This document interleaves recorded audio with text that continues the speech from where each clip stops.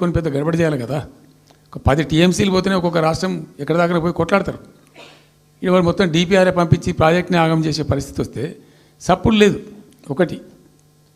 రెండవది, ఇప్పుడేం చేసిండ్రు, ఇరిగేషన్ మంత్రికి లెటర్ రాసిండు. వాడు చెప్పిండా చెప్పలేదా భగవంతుని గారికి 45 టీఎంసీలు ఇవ్వండి మాకు అనుమతి అని చెప్పి. ఎట్లా రాస్తావు నాకు అర్థం కాదు. నువ్వు ఏ ముఖం పెట్టుకొని రాస్తావు? ఇదో ప్రభుత్వమా? ఉన్నది ఉన్న వస్త్రానికి పోతే అనవసరం పోయింది అన్నట్టు ఉన్నది కూడా కొట్టుకుంటారు ఎవడన్నా. ఎవరై నీళ్ళు అవి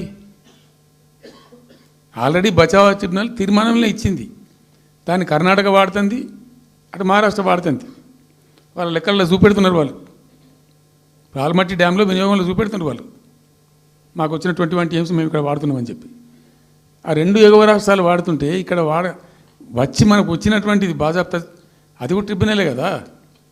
బచావత్ కూడా ట్రిబ్యునలే కదా. ఆ ట్రిబ్యునల్ తీర్పు ద్వారా వచ్చిన 45 టీఎంసీలు నువ్వు ఎందుకు ఆపుతున్నావు ఇప్పుడు? ఇది రాష్ట్ర ప్రభుత్వమా? అసలు ప్రభుత్వం ఉందా? నిద్రపోతున్నారా?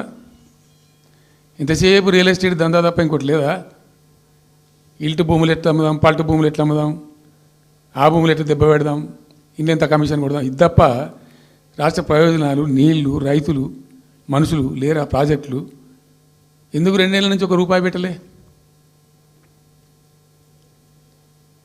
ఎందుకు ఒక తట్టడి మట్టి తీయలే? ఎవరు నిరోధించిన మిమ్మల్ని? ఎవరు అడ్డుపడ్డారు మీకు? ఎవరు కట్టేసారు మీ కాలను? అటు పైసా పనిచేయరు, నిష్క్రియాపరత్వంగా ఉంటారు. డిపిఆర్ పంపిస్తే సపోర్ట్ చేయరు. ఇలా చివరికి 45 టీఎంసీ అని రాస్తారు. అంటే ఏం కాబోతుంది? ఎవరో ఒత్తిడి ఉంది దీని వెనుక? ఏం కుట్ర దాగి ఉంది ఇది?